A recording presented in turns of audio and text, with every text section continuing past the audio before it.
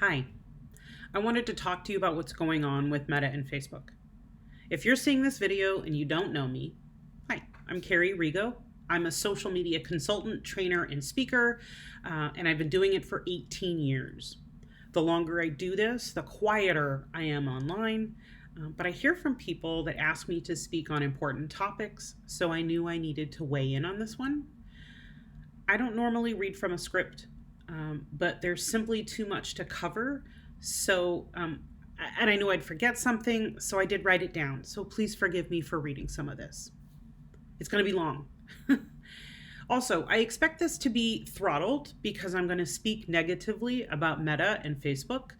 So I'll be posting this to all of my channels, which you can find on my website at carrierigoconsulting.com if you want to keep track of me.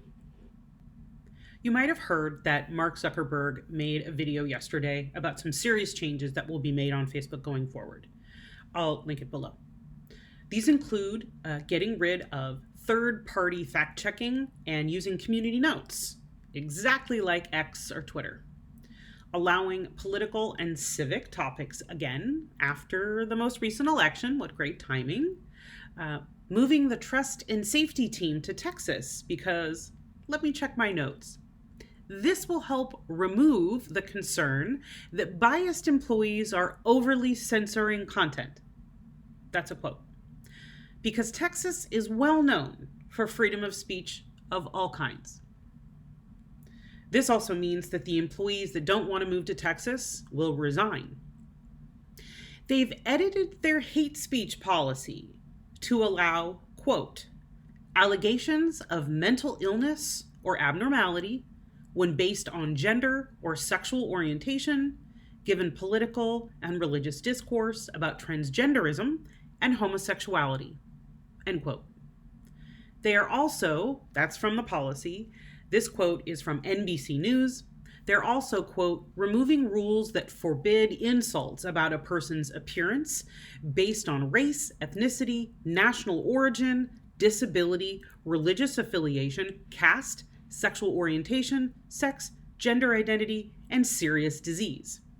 Meta also scrapped policies that prohibited expressions of hate against a person or group on the basis of their protected class, and that banned users from referring to transgender or non-binary people as it, end quote. This is now open season on hate speech. Not that they were good at preventing this before, but there are now zero guardrails, and Facebook has officially become X. You've likely already heard that Meta donated $1 million to the Trump Inauguration Fund. This is payola. Mark is attempting to ingratiate himself and his brands to the new administration for a variety of reasons, including making sure his biggest competitor, TikTok, is banned, loosening up federal regulations that are tightening around their neck, and he's hoping to have an FTC case against Facebook dismissed. Facebook allegedly violated its privacy promises to consumers, you and me, and violated a 2012 commission order. This case was filed in November 2024. A couple days ago, it was announced that Dana White, the CEO of UFC, was appointed to the Meta board along with two other conservatives. Now, White is the CEO of an entertainment company that specializes in fighting. What he's going to contribute to the development of AI and social media, as stated, I have no clue. There are other reasons he's there, I'm sure. But you may want to check out a really interesting video of White repeatedly slapping his wife. Both Mark Zuckerberg and Adam Mosseri, the head of Instagram and the CEO of Threads, are both very excited to have a wife beater on their board. Just last week, they introduced AI profiles that poorly imitated Black people, aka digital blackface. The engineers, both male and non-Black, they really went for those racial stereotypes and confirmed that they don't know any Black people and they don't talk to them ever. The outcry from the public about these AI profiles was very loud. By the way, these profiles couldn't be blocked, and they weren't overt about being AI. And that public outcry forced Meta to reverse its decision almost immediately, and they pulled those profiles off the site. Watch for them to return. Let's talk more about AI. I know you've noticed how much AI has been forced into your Facebook and your Instagram feeds, how few people that you're following and accounts that you're following actually show up, and just kind of in general, how terrible the experience has become. I have a theory that recently solidified and I wanted to share it with you. So I've been collecting data on social media channels, including Facebook, for 15 years.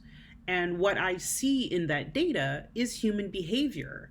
By 2019, we were really tired of social media, and it was really clear in those numbers. But when lockdown hit, we didn't really have a choice. Social media became our window to the world. It helped us survive a really terrible experience. But then when 2022 came around, we were free to move around. Things felt slightly normal again. And what happened is people reprioritized their lives. Our behavior really had changed completely. Is this my opinion? No. This is based on user data on all platforms. We are simply using social media less. We're spending less time on those platforms. We are engaging with the content there less. So if you run social media accounts, you know this is true. And I have to say, I see you. This is a struggle. It's not you. Those numbers are down because our fans have gotten lives and they're doing other things. So all of our social media performance numbers have been down since 2022, and they're not going to go the other direction. So the engineers at these sites have been doing everything they can to hook us back in. They need to keep those engagement numbers high so their investors stay happy. Then AI showed up. So if you go to a store, Best Buy, Target, Macy's, any kind of a department store, you're going to notice that some of your favorite products aren't on the shelves anymore. You might even be noticing big empty gaps on the shelves. Some of these stores are better than others in rearranging their merchandise, so we don't notice those gaps.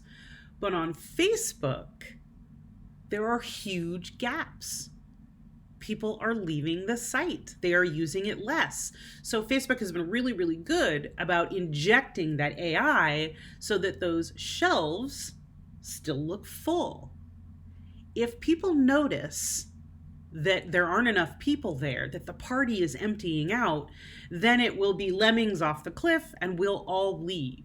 They're trying to stem a very dangerous tide of losing all of their followers. So what am I going to do with social media?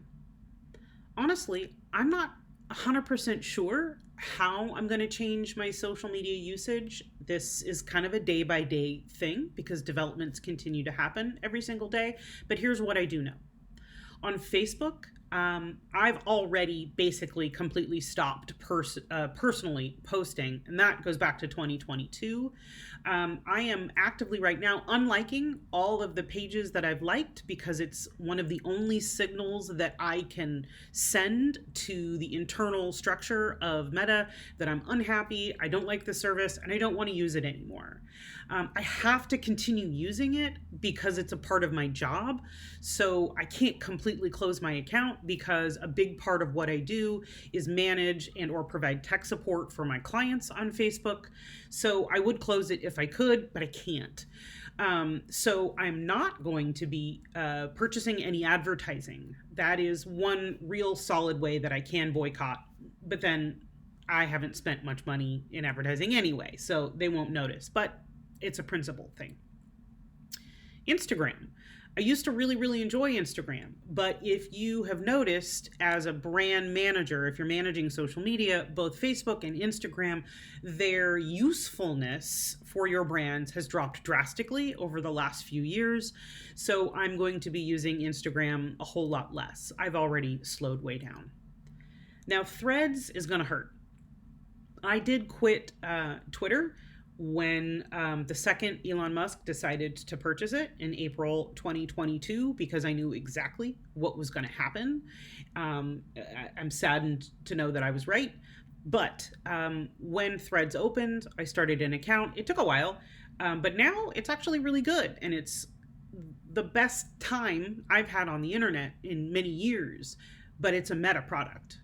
And it's only a matter of time before advertising shows up and the censorship gets really bad, though they say obviously they're improving the censorship situation, but improving is a subjective term.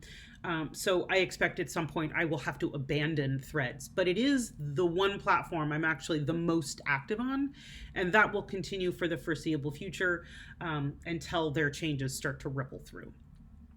There's Blue Sky as a really solid option. It feels exactly like old school Twitter. So it's actually a really good place for you and anybody you know to have conversations around radical topics and community gathering. I do have to say that a major funder is a crypto bro that is a friend of Jeffrey Epstein and Steve Bannon. So that keeps me kind of one step away from fully investing in that particular channel. I still use Pinterest, Reddit, YouTube, and LinkedIn. I don't foresee any changes on those particular platforms. But I have to say, if you are going to be having radical conversations that are difficult, that are potentially dangerous, you're going to want to be using encrypted apps like Signal or Telegram, and make sure that you are mindful, because all sensitive communications are opened to be visible at some point. But encrypted apps are your best bet. As the administration kicks in, there will be a growing need for secure communications. Please keep that in mind as you organize and protect your communities. I will continue to work on strategy and train people and speak on these topics. I do have another book coming out called Keeping Your Kids Safe on the Internet, A Parent's Guide to Technology. I'm not going anywhere. You can still find me. All you got to do is Google me or visit my website, carrieregoconsulting.com. My email addresses work. I'm not going anywhere. I want you to know that I'm here to answer your questions, help keep you safe, and tell you what you need to know. Be smart, be safe.